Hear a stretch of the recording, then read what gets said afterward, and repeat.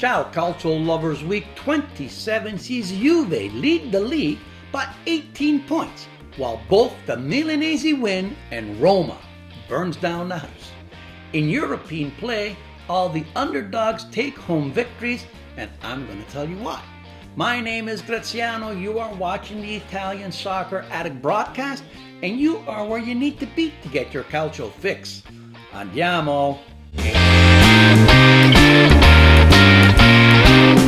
On Friday, Juve went up 18 points clear of their nearest rival when they beat Udine 4-1 at the Allianz.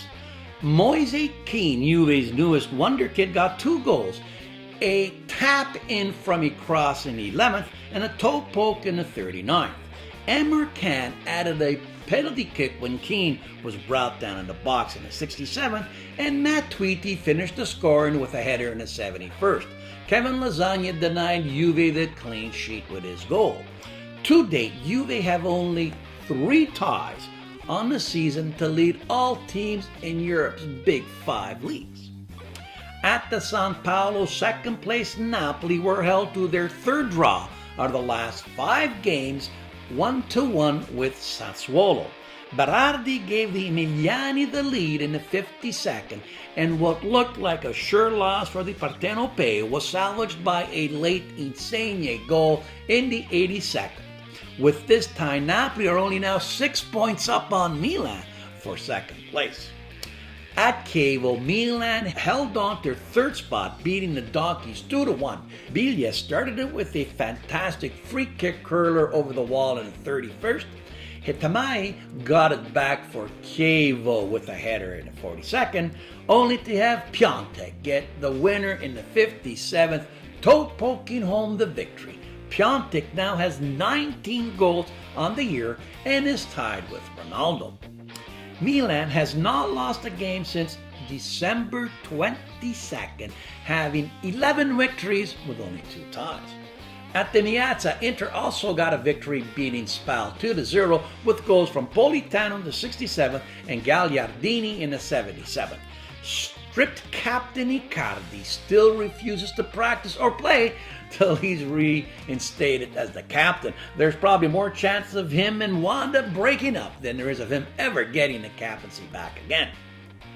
Fiorentina and Lazio both fell off the pace with a 1-1 tie in Florence that left both teams out of European qualification. Immobile's goal in the 23rd was answered by Muriel's in the 62nd. Torino moved into 6th spot in European League play, beating Frosinone 2-0, with Il Gallo Bellotti finally getting back into form, scoring a brace. Atalanta moved into the European tie with Torino with a 2-1 victory over Sampdoria. In this game, Zapata got his 17th of the year, and more importantly, Renaissance man Quagliarella took over the top scorer in Italy with his 20th of the year, surpassing $100 million man, Ronaldo. Other scores saw Parma get a 78th minute goal from Cuca to beat Genoa 1-0, and Bologna got its 4th victory of the year, beating Cagliari 2-0. Roma hosts Empoli today at the Olimpico. My goal of the week comes from Milan's Biglia, a curling free kick swoosh.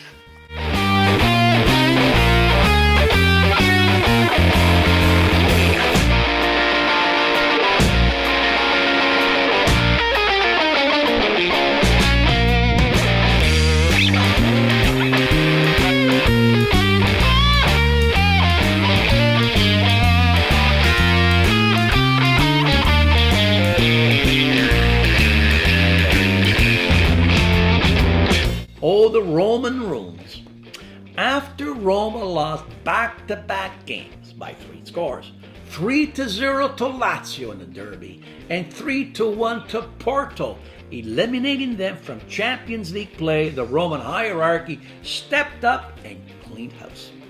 With 12 games left in the season, they need to secure 4th spot in order to qualify for next year's Champions League play, and I'm doubting the result. Their poor play saw coach Di Francesco and sporting director Monchi hit the unemployment line. And to address Roma's 47th muscle strain injury, they also said arrivederci to Dr. De Vasco and head physiotherapist Stephanie. Di Fran is a very nice man and a great guy, but was obviously in over his head as a coach of a top-flight team. His lineup last year against Liverpool, where Roma were twice humiliated, proved this, and the start of this season foreshadowed a troubled locker room. Roma losing to a poor Milan team 2-1, drawing against Chievo, and then losing at home to Bologna 2-0, and to Spal 1-0, and to Udine 1-0. These alone merited his sacking. Then how about up 2-0 against Cagliari, who were down to 9 men and they tied in the 96th? How about losing 7-1 to Fiorentina? Well, thankfully the horror show ended with his sacking. As for sporting director Monchi, how can he not be held accountable for this shambolic defense, which he addressed by bringing in Marcano? Surely he knows that defenses win championships. You don't? Well, you're fired. Replacing Di Fra is Romanista Ranieri, while Massara takes over from Monchi, and permanent replacements will be decided in June. I hope these two guys stay. What a crazy week for soccer in Champions League. It was a bettor's millionaire scenario had they placed any lira on the underdogs. First off, United, at Parc des Princes down 2 goals, got a VAR decision in the 90th to give them a 3-1 stunning victory over PSG. Considering that Solskjaer had inserted 2 teenagers to finish out the game for PSG after last year's 6-1 loss to Barcelona, this reversal of the tie just proves that it's never over till it's over. Never play Buffon because he's cursed. Then the super shocker at home to Ajax. Real had a 2-goal away lead. They were so confident that Sergio Ramos famously bragged that he got himself intentionally booked so he could sit out the return match. Well, payback is a real bitch, as Ajax put 4 in the sack to send Real crashing out of the competition. Real is in deep trouble considering that Marcelo hasn't started in 3 matches. Isco has been left off the team for 2 months. Benzema has forgot to score, and Bale is nowhere. Speaking about Bale, rumors say that Gareth in 6 years hasn't even learned to say "sí" in Spanish. He didn't take any lessons and told the staff he wasn't interested in taking them. Nice.